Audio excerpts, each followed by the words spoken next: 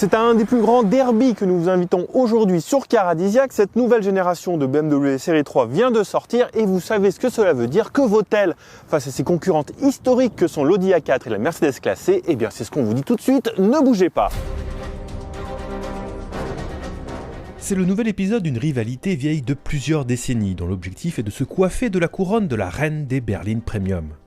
C'est une guerre qui se répète à chaque nouvelle génération de ses trois ennemis jurés, et c'est la BMW série 3 qui vient d'être renouvelée de fond en comble. Est-ce que c'est la dernière venue qui l'emporte forcément, ou ne faut-il pas sous-estimer la Mercedes classée et l'Audi A4 qui, elles, ont su faire leurs preuves? Confrontons-les point par point.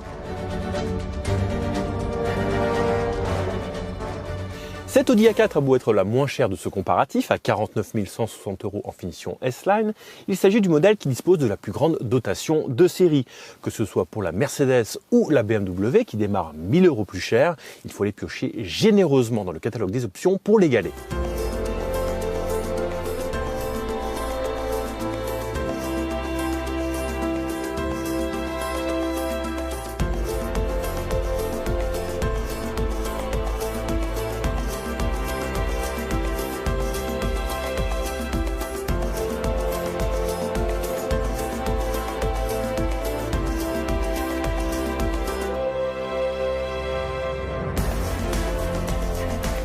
Nos trois concurrentes font jeu égal en matière de volume de coffre, mais cette nouvelle BMW série 3 tire son épingle du jeu question habitabilité, avec de la place à revendre au niveau des genoux, mais aussi au niveau de la tête.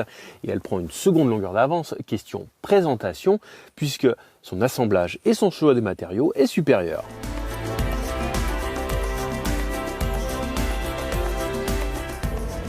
Au chapitre budget, une fois n'est pas coutume, nous avons affaire à une égalité entre la BMW et la Mercedes. Elles se retrouvent dos à dos sur la plupart de nos critères de notation. L'une gagne un peu en prix d'achat, l'autre sur la consommation. Mais en tout cas, voilà, elles sont égalité. Par contre, derrière elles, c'est l'Audi A4 qui pâtit d'un manque de fiabilité de la marque Audi, en tout cas en ce moment, mais surtout de son moteur qui est à courroie de distribution, qu'il faudra donc remplacer durant la vie de la voiture, tandis que ses concurrentes ont un moteur à chaîne qui est donc sans entretien.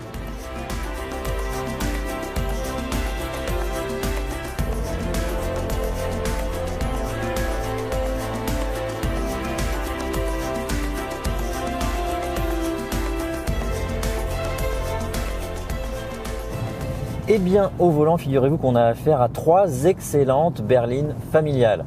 Malgré tout, la nouveauté, la BMW série 3, remporte ce chapitre sur la route à cause de son agrément de conduite général qui est un petit peu supérieur aux autres. Son petit défaut, ça va être par contre un amortissement qui est un petit peu raide, donc ceux qui préfèrent le confort vont se tourner plutôt vers la Mercedes ou vers l'Audi, qui pour cette dernière est en tout cas la plus confortable. Derrière la BMW, la Mercedes n'est pas loin du tout. Elle pâtit en fait surtout de son moteur diesel qui est un petit peu moins bien insonorisé que dans l'Audi et dans la BMW. Enfin, la berline aux anneaux ferme la marche, mais elle ne démérite pas du tout. En fait, c'est son agrément général qui est un cran en dessous des deux autres protagonistes.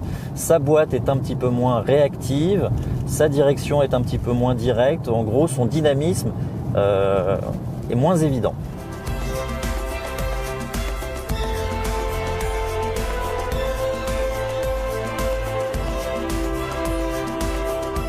Eh bien, comme souvent, Pierre prime à la nouveauté pour ce comparatif puisque c'est la BMW série 3 qui le remporte. Alors pas de beaucoup, quand on voit les notes c'est très resserré, mais elle gagne quand même les chapitres budget, sur la route et sécurité. La Mercedes classée est à quelques encablures seulement derrière elle. Et en dernière position, c'est l'Audi A4. Mais ce qu'il faut retenir de ce comparatif, c'est que ces trois berlines se tiennent dans un mouchoir de poche et que quel que soit le choix que vous ferez, ce sera le bon.